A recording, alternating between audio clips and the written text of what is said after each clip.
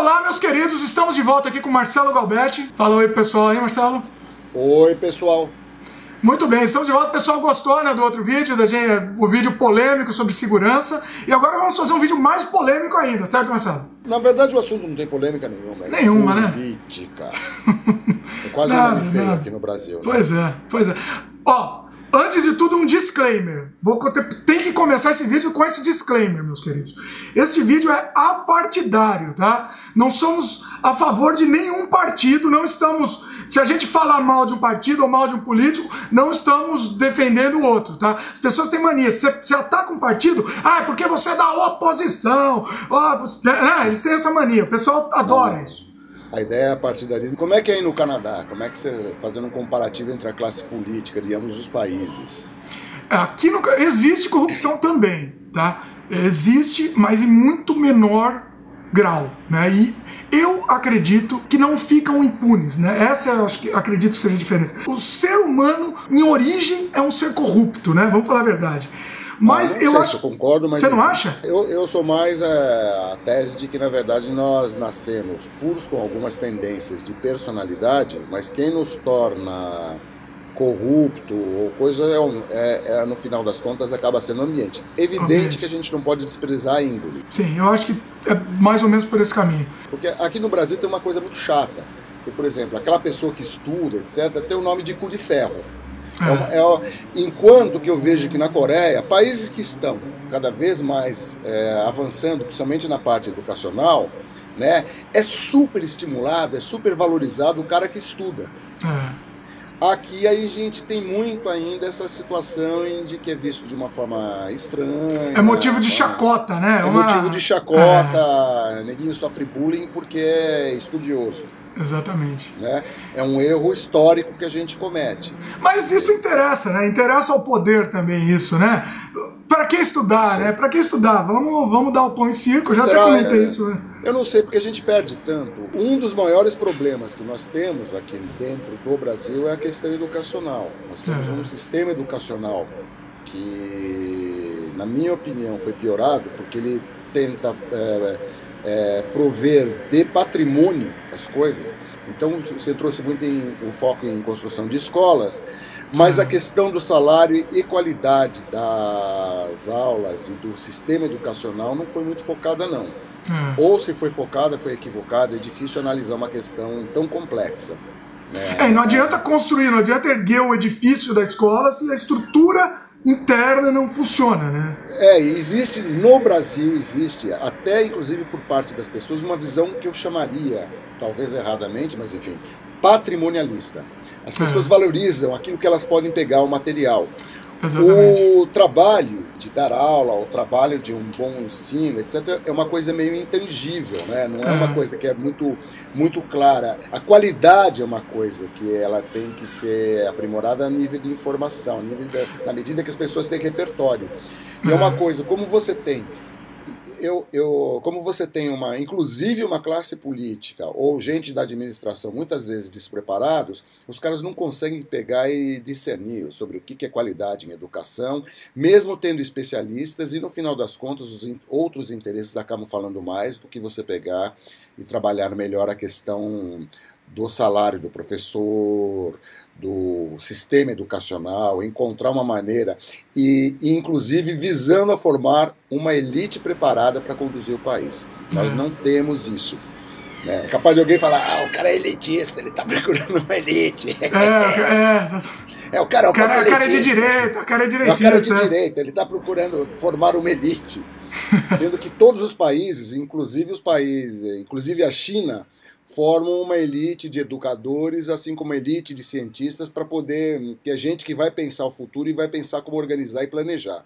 Outra falha que nós temos que é a questão do planejamento, e assim vai, né? E essa questão do intangível, né? O intangível não dá voto, né? Por que, por exemplo, o Maluf é eleito e sempre é eleito? Porque ele cria coisas gigantes e faraônicas. Exatamente. As coisas que o Maluf cria para interesse próprio, inclusive, porque porque o que ele levou, por exemplo, na Água Espraiada, hoje chamada Roberto Marinho, não é mole. É verdade. Foi uma grana federal que ele levou. Né? O Maluf, inclusive, é uma figura interessante. Eu acho o Dr. Maluf muito interessante. Dr. Paulo. Dr. Paulo, porque além de ser uma pessoa impoluta, Dr. Paulo é o único exilado natural do país em que ele está exilado. Exilado no próprio país. Porque se ele sai fora do país, se ele sai fora do Brasil, ele é preso. O que é um absurdo. É um absurdo, assim, é um a gente absurdo. tá falando de segurança, né?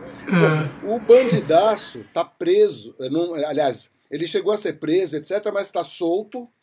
Vários dos crimes prescreveram porque existe uma lei maluca nos dias de hoje, que diz que quando uma pessoa completa 70 anos, vários crimes prescrevem. Isso é bizarro, ridículo, não, isso é... Não, isso e é o cara, você vê que o cara tá no auge da sacanagem dele. No auge não dá pra chamar isso. Ele tá no auge da escrotidão, né? No auge da sacanagem dele, e o cara tá livre, leve, solto, mas exilado no Brasil. Ou seja, se ele sai fora do país, ele é preso. Pois é. Não, embora a maioria dos crimes que são imputados a eles, vários comprovados já por ministérios públicos, quitais, etc., ele não é preso, e lá fora ele é preso. Existem os crimes que ele cometeu, como, por exemplo, enviar o dinheiro, que ele cinicamente disse, se alguém comprovar que o dinheiro é meu, pode ficar com ele. É uma figura, né, bicho? É um personagem. Inclusive o grande professor de boa parte da classe política, porque o Maluf ensinou para os políticos, para boa parte dos políticos, que você pode fazer barbaridade que não pega nada, você é reeleito. Exatamente, você não vai ser... É um problema sério que nós temos. Inclusive é o seguinte, faz pouco tempo o Pedro Simon, que é um dos políticos mais tradicionais do Brasil, fez um Roda Viva na TV Cultura. E uma pergunta que ele respondeu foi o seguinte, perguntaram, não, mas se você é uma pessoa tão ética, etc e tal, porque ele tem uma história assim de ele não enriqueceu, etc, ele tem alguns índices externos que abalizam pelo menos o comportamento dele do ponto de vista material, né? Perguntaram para ele se o senhor é uma pessoa ética, mas olha, seu partido é complicado, que é o PMDB, por que você ficou continuando no PMDB? Ele falou, e eu tinha opção. Desde que terminou, desde que os partidos deixaram de ser ideológicos, tanto faz eu estar no PMDB, no PP, no PT. É a mesma coisa, é a mesma coisa. Sabe, não tem diferenças fundamentais do ponto de vista da questão ética. É a mesma coisa do Suplicy, né? O Suplicy, assim, ninguém levanta um dedo para falar dele, né? Eu vi muita gente do próprio partido detonando o Suplicy, eu acho extremamente injusto. Mas justamente até por isso, né? Justamente porque ele tá lá, ele meio que...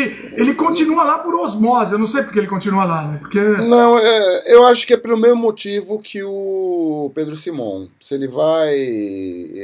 Ele vai mudar de agremiação, né? Infelizmente a nossa realidade de partidos, a nossa realidade partidária, ela não é boa. Não existe partido no Brasil, né? Isso para começar não existe partido, certo? Não chegaria a tanto, mas não existe uma questão... Tudo bem, os partidos podem ser de esquerda, mas ideologicamente, que é uma coisa que está fora de moda, inclusive, para muita gente, eu acho que isso daí é um tremendo malefício, o fato de você não ter uma separação ideológica, porque antes da questão ideológica vem a questão da honestidade.